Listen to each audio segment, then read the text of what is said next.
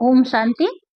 આજે આપણે સમજીશું કે કોઈનું શરીર છૂટી જાય પછી જ્યારે 13મો દિવસ હોય ત્યારે એના નામનો જે ઘરમાં દીવો કરેલો છે એ શિવના મંદિરમાં કેમ મૂકવા જવામાં આવે છે?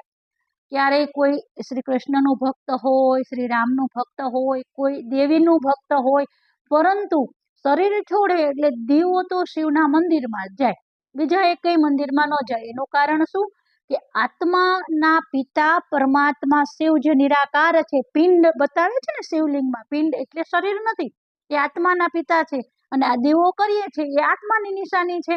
તો દીવો શિવના મંદિરમાં મૂકવા જવાનું કારણ એ છે કે હે પરમાત્મા, એ આત્માને તમે હવે સદગતિ કરજો, તમે એને સારા ઘરમાં જન્મ આપજો।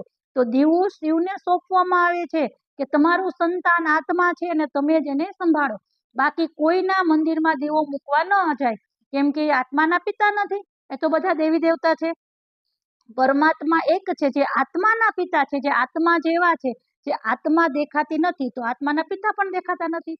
તો આત્મા પરમાત્માનું સંતાન છે એટલે દીવો શિવના મંદિરમાં જ મૂકવા જવામાં આવે છે, બાકી કોઈના મંદિરમાં દીવો મૂકવા જવાની વાત નથી। ગમે એના ભક્ત હોય પણ દીવો તો શિવના મંદિરે જ જાય, કેમ કે ભગવાન એક છે, જે નિરાકાર છે। કોઈને અલ્લાહ કહે છે, કોઈને ઈશ્વર કહે, કોઈને ગોડ કહે, પરંતુ છે તો એક નિરાકાર જ્યોતિર્બિંદુ સ્વરૂપ, જે શિવલિંગના રૂપમાં આપણે યાદ કરીએ છીએ। ગમે એવું નાનું ગામ હોય, કોઈ મંદિર ન હોય, રામનું મંદિર ન હોય, શ્રી કૃષ્ણનું મંદિર ન હોય, પરંતુ શિવલિંગ તો હોય જ, ગમે ત્યાંથી પ્રગટ થઈ ગયેલી હોય, મંદિર ન હોય, એક ઓટલો હોય પણ શિવની પૂજા થતી હોય।